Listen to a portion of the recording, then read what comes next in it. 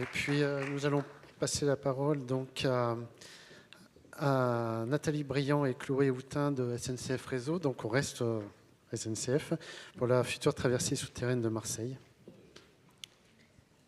Bonjour à vous tous, donc Nathalie Briand et Chloé Houtin. Donc on vient vous présenter la ligne nouvelle Provence-Côte d'Azur, alias LNPCA, et plus particulièrement la traversée souterraine de Marseille. Puis on est venu donc avec nos financeurs que vous voyez là, juste présents, ils sont juste derrière nous. Et on tient à les remercier parce qu'on va vous en parler un peu plus tard, mais nous on a été financés pour la phase 1. Le projet LNPCA, c'est 4 phases. Donc la phase 1 avec des opérations qu'on vous présentera un peu plus tard, plus particulièrement sur le 06 et le 83, avec quelques opérations sur le 13. La phase 2 qui concerne donc la création de la traversée souterraine de Marseille, avec aussi des opérations sur le 06 et 83. La phase 3 et 4 concernent plus particulièrement donc, la création de la LGV et qui pour l'instant sont en phase étude mais vont être relancées. Voilà. Alors du coup, pour le projet LNPCA, il y a 3 maîtres d'ouvrage pour ce projet. SNCF Réseau, auquel nous appartenons avec Nathalie, SNCF Gare et Connexion, qui s'occupe plutôt des pôles d'échange multimodaux, et la région aussi pour les périmètres de sites de maintenance et de remisage SMR, anciennement Technicentre. En particulier, parce qu'on va vous parler de ça aujourd'hui, pour la gare de Marseille, enfin la future gare souterraine, on a donc la boîte gare, elle est sous maîtrise d'ouvrage SNCF Réseau, tandis que le second œuvre est plutôt sous maîtrise d'ouvrage SNCF Gare et Connexion. En particulier, un petit peu comme l'a expliqué Catherine tout à l'heure et comme ça s'est fait à Paris, il y a une société de la ligne nouvelle Provence-Côte d'Azur, donc la SLNPCA, qui a été créée, donc un établissement public local qui a pour but d'agréger les financements des collectivités et d'avoir une seule voie pour toutes les collectivités. Attends, je vais mettre... voilà. Alors, ce qu'il est essentiel de retenir, c'est que les 2 maîtres d'ouvrage principaux, qui sont SNCF Gare et Connexion et SNCF Réseau, ne sont pas financeurs du projet. Donc, l'engagement est porté par les collectivités locales, donc vous avez vu, et l'État, l'Union européenne. Et donc, le tour de table d'un protocole a été complété par l'État et l'Union européenne. Et, les prises de décision sont faites à travers un comité de pilotage, auquel participent tous les financeurs. La société l'NPCA sur le financement des collectivités à hauteur de 40%. Et le budget est abondé par une taxe locale qui a été mise en place depuis 2023. C'est-à-dire que si vous allez un jour à l'hôtel à Marseille, vous participerez à notre projet. Et oui, c'est vrai. Donc là, vous avez donc le financement de tous les participants. Donc l'État, par contre, c'est 40%, ce qu'il faut le savoir. La région PACA, 16% et 20% l'Union européenne. La phase 1 représente 900 millions d'euros. La phase 2, 2,7 milliards d'euros aux conditions économiques de juillet 2020. Donc à fin de service 2035, ça va faire 1 x 2. Et bonne nouvelle, en décembre 2024, nous avons obtenu le financement de la phase 1 pour la phase pro et réalisation. On a commencé d'ailleurs les travaux en phase 1 à Blancarde, dans une petite gare, enfin une gare, voilà, c'est Chloé qui s'en occupe. Et ensuite, les premières consultations vont partir pour la phase 1 au mois de juin. Et d'ailleurs, à ce sujet-là, on va aussi lancer des contrats sur 4 ans pour des travaux de voies, caténaires, signalisation, génie civil, etc., etc., etc., en 2024. Voilà, 25, pardon. Et voilà, donc la phase 2 va suivre peut-être.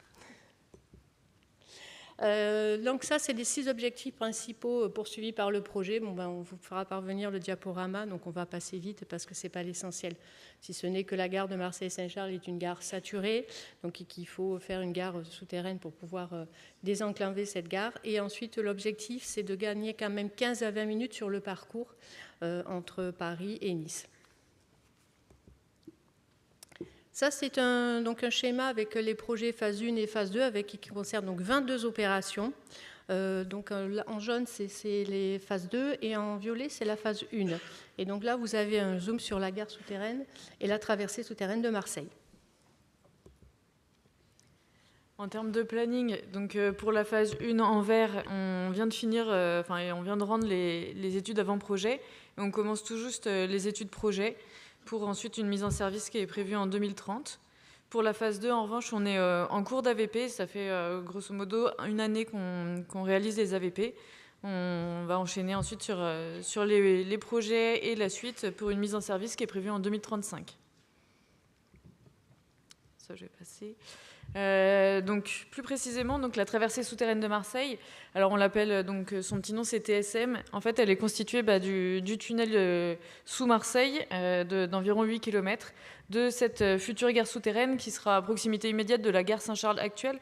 La gare Saint-Charles, elle reste, on la conserve, on lui adjoint juste une nouvelle gare. Avec les raccordements évidemment du tunnel au réseau ferré national sur les deux extrémités et le doublement du tunnel de Saint-Louis. Oui, je peux revenir en arrière. Donc les principaux enjeux qu'on a notés, sur lesquels on travaille, on va dire plutôt au niveau technique et au niveau risque, c'est que ces travaux souterrains sont à réaliser dans Marseille. Marseille, c'est une ville très urbanisée, très étendue. Donc tout est en milieu urbain avec un foncier vraiment restreint. On a mis une ambition d'évacuation de 90% des matériaux par le fer. Alors, c'est une ambition qui est dans la DUP qu'on a eue en octobre 2022. Et c'est 90% des matériaux qui seront évacués par Saint-Charles, qui doivent l'être par le fer, qui doivent partir du site par le fer. On va faire des travaux sur le réseau ferré national, donc sur les réseaux exploités. Et évidemment, il n'est pas question d'arrêter les trains entre Marseille et Vintimille. Donc il va falloir prendre en considération pendant les phasages travaux le fait que les trains continuent à circuler. On a bien évidemment des suggestions géologiques, géotechniques, hydrologiques et de vulnérabilité des bâtis et des avoisinants à Marseille qui sont bien connus pour certaines, un peu moins pour d'autres, mais en tout cas qui sont vraiment des sujets prégnants. On a une complexité du système de signalisation ferroviaire au niveau du raccordement de la traversée souterraine qui est aussi un véritable challenge technique. Et bien évidemment, en termes de phasage travaux, au point de raccordement, mais aussi au niveau de la gare Saint-Charles, entre toutes les opérations que constitue l'NPCA et l'opération en elle-même de la traversée souterraine de Marseille, on a aussi là un véritable challenge. Donc la gare souterraine, c'est une gare qui accueille des TGV M, donc les TGV qui ont été montrés il y a quelques jours de cela. C'est pour ça qu'elle fait 406 mètres de longueur pour 46 mètres de largeur. C'est 16 fois les stations du métro de Toulouse. Donc c'est un gros trou, on va le dire comme ça, avec des volumes excavés qui sont de l'ordre de 700 000 m3 pour ce qui concerne la gare et les ouvrages annexes, ou du moins les entonnements, qui sont avec donc 700 000 m3 qu'il faudra évacuer par le fer au niveau de Saint-Charles. Alors, la traversée souterraine de Marseille, donc c'est un tunnel bitube qui sera sous la ville de Marseille. 2 tracés sont en cours d'étude, donc ça on en parlera un peu plus tard.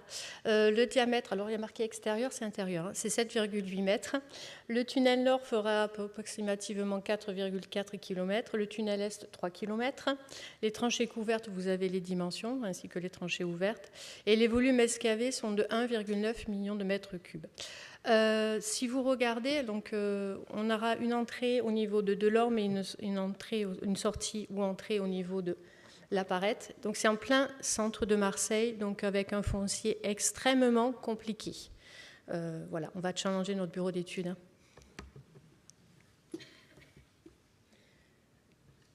Dans le programme de l'opération de la traversée souterraine de Marseille, il y a le doublement du tunnel de Saint-Louis. Alors c'est un tunnel qui est en exploitation, hein, donc c'est le tunnel que vous empruntez, que vous arrivez à Marseille. Donc là, vous avez une vue de ce tunnel qui fait 500 mètres. Et donc on va créer une voie de part et d'autre du tunnel existant, un tunnel qui a plus de 100 ans. On passe sous vous voyez, sous des habitations qui est le quartier de Saint-Louis, avec un remblai qui n'est pas de bonne qualité. On a un problème avec les bâtis avoisinants. Là, vous voyez en haut, tout en haut, là, voilà, vous voyez certains bâtiments qui sont de piètre qualité. Notre bureau d'études MOE nous a proposé 3 tracés pour le tunnel de Saint-Louis, donc un tracé très rapproché du tunnel existant, puis des tracés qui s'éloignent. On a, suite à une grille multicritère, choisi le tracé, qui est à peu près celui qui est assez rapproché, on va dire, du tunnel, et qui a un impact sur le pont-route Gaffarel que vous voyez sur le schéma. On a présenté le tunnel de Saint-Louis également aux ABF, donc aux architectes de bâtiments de France, pour avancer sur ce projet, parce qu'il y a une église, l'église de Saint-Louis, qui est à moins de 500 mètres du secteur. Donc le programme de l'opération du tunnel de Saint-Louis avance et fait partie intégrante de la TSM. Et je tiens particulièrement au tunnel de Saint-Louis. Notre bureau d'études, CETEC, pour ne pas le nommer, comme ça ils seront contents, donc a été mandaté pour l'étude AVP et ils ont commencé par ce qu'on appelle une analyse de la valeur pour le trimestre 2 et 3 de 2024. Ça a représenté 5 mois de travail, donc on a été tous collectifs avec notre bureau d'études, SNCF, les participants, enfin les exploitants, les garants techniques, les pilotes de production, et ce qui nous a permis de travailler sur le projet de la TSM. Alors le but de l'analyse de la valeur, c'était de se re-questionner sur le projet de l'APS, qui était qui était une donnée d'entrée pour notre bureau d'études, et ensuite ça a permis à CETEC de prendre la teneur du projet, ne pas commencer l'AVP sans connaître le programme de l'opération, le projet, ses contraintes et tous les acteurs, c'est-à-dire les garants techniques, ce qui nous a permis, nous, de connaître CETEC et eux de nous connaître. Et donc on a avancé sur certains sujets. Alors le premier, c'était la cinématique des tunneliers. 2 tunneliers, 3 tunneliers ou 4 tunneliers? Ça, c'est une question qu'on se posait. Entrée de l'Orme, La Parette, Saint-Charles, également pareil. Donc le bureau d'études a travaillé sur différents scénarios, nous a présenté un planning, aussi un petit montant, et une analyse multicritères, ce qui nous a permis, nous, maîtres d'ouvrage, de décider qu'en AVP, il ne serait étudié que la solution à 2 tunneliers avec entrée ou à de l'Orme ou à La Parette et la solution à 4 tunneliers. On a écarté d'office la solution à 3 tunneliers. Ça, c'était un net avantage pour l'AVP. On a aussi travaillé en partenariat avec Gare et Connexion sur la longueur des quais et la largeur des quais, donc, ce qui nous a permis de confirmer une longueur des quais à 406 mètres et ensuite d'optimiser à un peu moins de 15 mètres, comme ce n'est pas marqué sur la slide, sur la largeur des quais. Non. Ah, d'accord. Là, vous avez un schéma qui est issu des études APS où on voit donc un bitube avec une piste de maintenance qui se situe à droite. Il a été acté avec en fait, le mainteneur que tout acte de maintenance se fera sans circulation ferroviaire. Donc on s'est dit, à quoi sert cette piste de maintenance si le mainteneur peut utiliser la piste de cheminement des voyageurs à cas d'incendie? On s'est dit, ça ne sert à rien, donc du coup on l'a enlevé. Voilà, ça a été... dans le programme de l'opération, on a enlevé cette piste de maintenance. Alors, en ce qui concerne les créations des puits intermédiaires, j'aurais dû vous mettre un profil en long des tracés. En fait, on compare du terrain naturel, on descend, on remonte à la future gare, on redescend et on ressort au niveau du terrain naturel. Donc, on a 2 points bas. Qui dit point bas dit évacuation des eaux de ruissellement. Et là, en APS, ce point n'a pas été vu. Voilà, on est franc. Hein. Et du coup, notre bureau d'études nous a avertis, nous a dit attention, mais là, vous avez oublié quelque chose. Et oui, on a oublié ça. Donc, création de fosses de stockage des eaux pour l'évacuer. Et du coup, on s'est dit, on va se servir de ces fosses, puisqu'il faut forcément assurer la maintenance, pour faire des puits intermédiaires. Donc, on a la création de 2 puits intermédiaires qui ont apparu dans le programme de l'opération. Au niveau du tracé, au niveau de la gare souterraine, il a été aussi optimisé par le bureau d'études, modulo une rotation un petit peu de l'angle de la boîte. En fait, on a réussi à avoir des entonnements qui sont nettement moins importants que ceux qui étaient prévus à l'APS, donc ce qui est toujours une vraie plus-value. Ça, c'était quelque chose de vraiment très positif de l'analyse de la valeur. On s'est aussi posé des questions sur la gestion des situations dégradées. Est-ce qu'il fallait rajouter des appareils de voie pour circuler différemment dans le tunnel?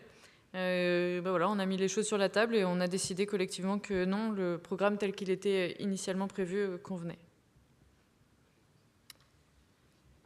Alors, issu de l'APS, donc il y avait un tracé qui existait, qui s'appelle le MSE maintenant. Et dans les tiroirs, on avait un tracé qui longeait la 7, qui avait été un petit peu abandonné, un peu oublié. Et on a décidé de le ressortir. Et en fait, on a demandé à notre bureau d'études de faire une analyse multicritère pour voir si ce tracé pouvait convenir. Et en fait, ce tracé a le net avantage de longer la 7 et d'avoir un impact moindre sur le bâti avoisinant. On a 300 bâtiments et avoisinants qui sont moins impactés. Donc du coup, on a dit on fonce, on y va. Et on a demandé une variante avec le tracé qui longe la 7. Donc on a un tracé MSE et un tracé qu'on appelle A7. Ensuite, le bureau d'études, pareil, a étudié différents postes de voies et différents postes de caténaires. Donc là, vous voyez, c'est un des tableaux, par exemple, de l'analyse multicritère qui indique le diamètre du bitume en fonction de la voie sur dalle, est-ce qu'on va mettre un pack, etc. etc. Et nous, on est resté sur un diamètre de 7,8 mètres. Donc du coup, on a demandé à notre bureau d'études de n'étudier que quelques typologies de systèmes voies et de systèmes caténaires qui rentraient dans les cases vertes. Voilà. Donc ça sera forcément un système de SS2R semi-régularisé ou PAC. Pour la partie caténaire. Alors, les sondages. Ah, vaste débat. Donc, on a une campagne de sondage géotechnique qui a débuté en juin 2024 avec 250 sondages qui sont en cours de réalisation et qui vont finir sûrement fin juin. Et le bureau d'études nous a demandé une campagne complémentaire, donc ça ne sera pas 80, mais ça sera 107 sondages supplémentaires qui seront réalisés à partir du mois de septembre.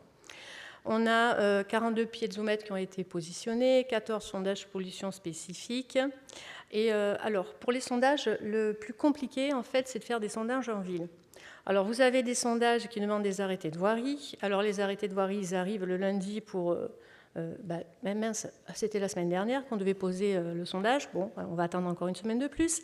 Vous avez des gens qui vous disent oui, vous pouvez faire le sondage chez nous parce qu'on est dans du domaine privé. Et puis quand on arrive avec la sondeuse, vous dites ah non, finalement j'en veux plus. Donc là, il faut changer le sondage. Donc c'est très très complexe à faire en ville. On a essayé de faire vraiment des sondages au plus proche des tracés du bitume et aussi du tracé de la 7. Donc voilà, on a réussi un petit peu à en faire quand même pas mal. On doit être à 70%, je crois, des sondages réalisés.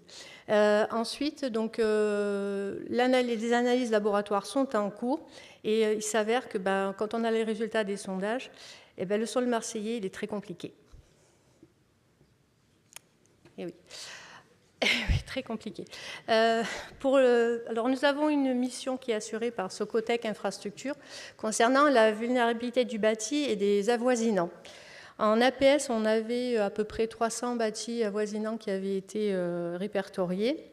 Et suite à l'AVP et la définition de la ZIC pour les deux tracés, on arrive à 3900 constructions avoisinantes qui sont impactées par les deux tracés. Marseille, avec sa rue d'Aubagne, est malheureusement très connue.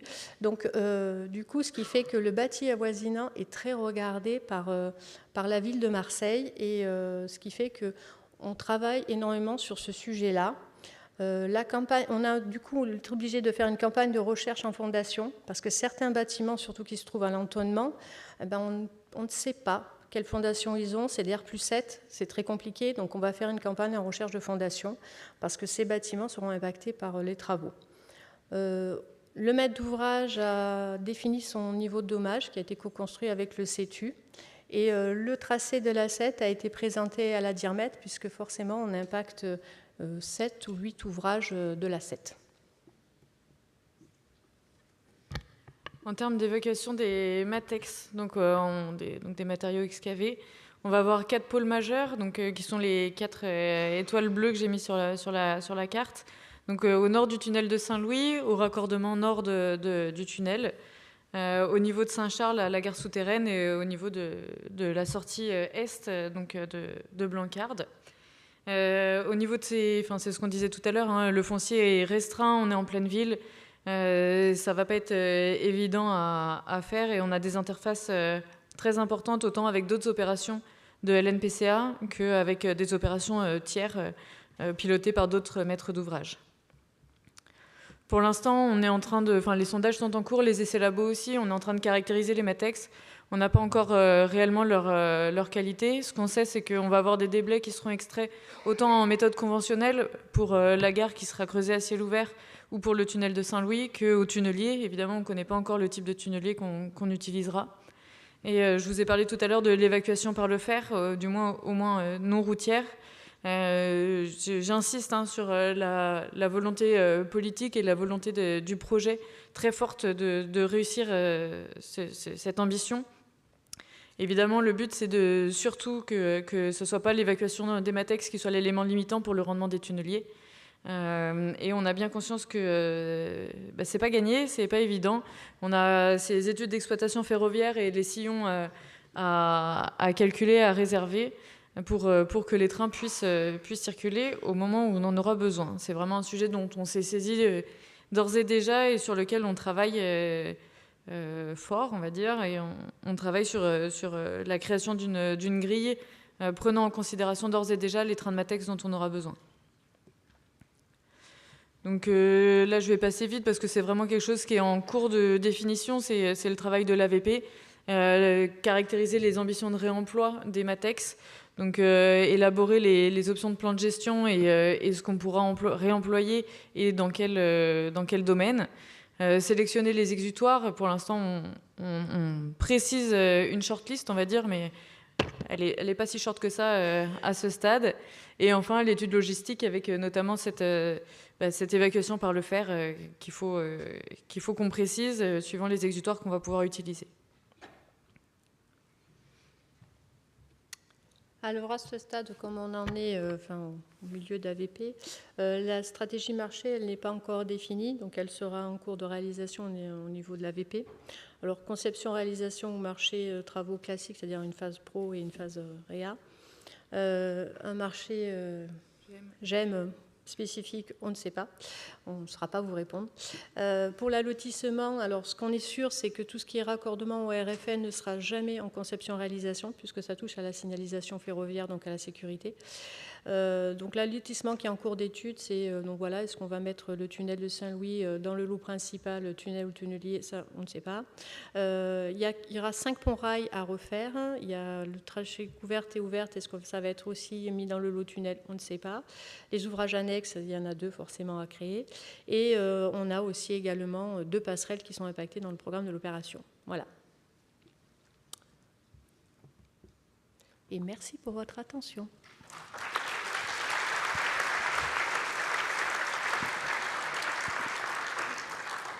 Merci beaucoup.